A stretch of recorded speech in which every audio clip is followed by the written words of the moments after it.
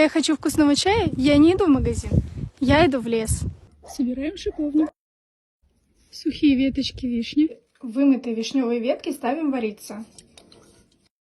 Доводим до кипения, оставляем на медленном огне на 2 часа. Пол чайной ложки черного чая, ложку душицы, пучок липы.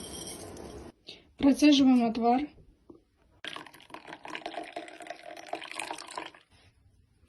Посмотрите, какой насыщенный цвет.